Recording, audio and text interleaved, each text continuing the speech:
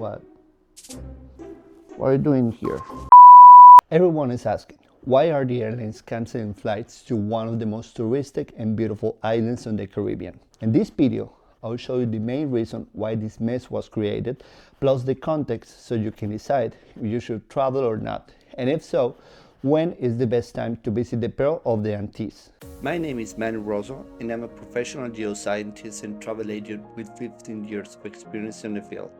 I spend most of the year traveling throughout the world, and on this channel we will visit amazing places from Canada and the world.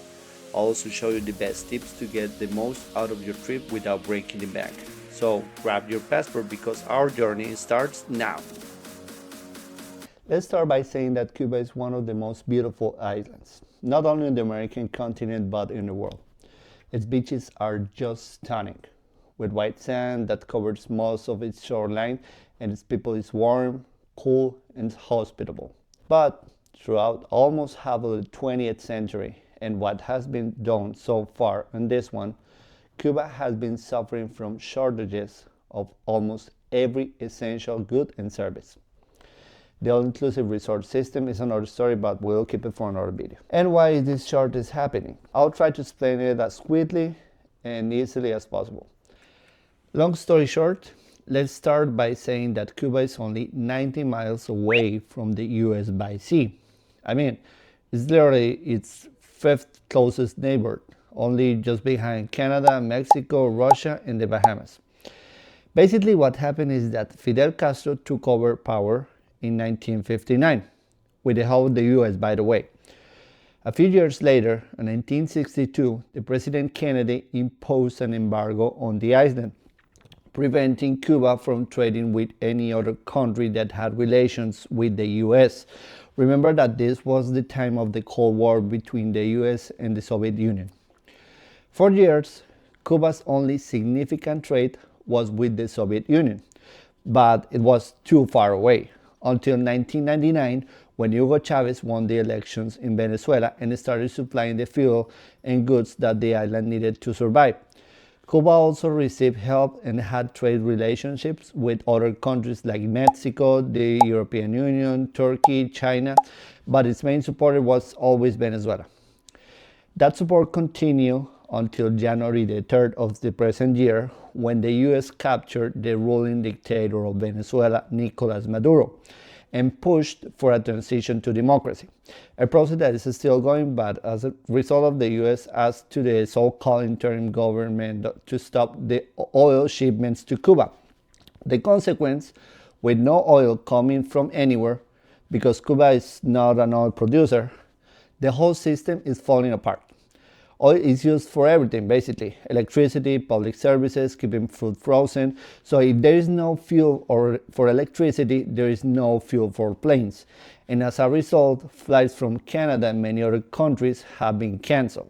And now that we understand this situation that happened, let's talk about the consequences for the Cuban people and the tourism on the island. It's estimated that 50% of all the tourism the island received in 2025 came mainly from two countries, Canada and Russia. Last year, 754,000 tourists came from Canada and 131,000 from Russia.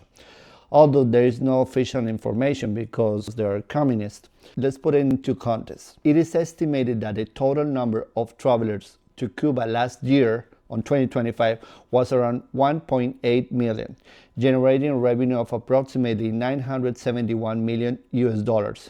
In comparison, the average in past years was 2.6 million of visitors, which represents a drop of almost 30% for 2025 alone.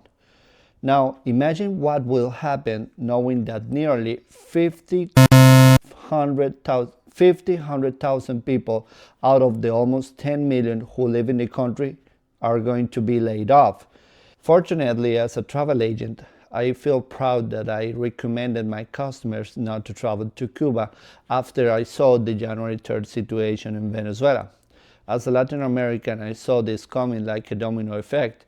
And for those wondering, it's always great to count on with someone who knows the area you are traveling to, right? If there is something I'm an expert, it's on the American continent. For us in Canada, We have the good news that the Canadian government is sending planes over to Cuba in order to pick up those Canadians who got stranded out there because of the ongoing situation. I mean, I feel very disappointed by the fact that in geopolitics, the only ones who suffer the consequences are always the most fragile. But that's the way the world has been shaped, right? Now that you know that there are no flights coming into Cuba from Canada, but the real question is, when we'll be able to visit the island again? It all depends mainly on two factors. The first is that the Cuban government reaches a deal with the US to reestablish trade chains. The second is a regime change that brings down the sanctions, just as they did in Venezuela. Simply put, after what happened in Venezuela, it's more than clear to me that with the current US government, there is no other option for Cuba. And you, what do you think about the situation in Cuba? Have you ever been there? Would you go someday?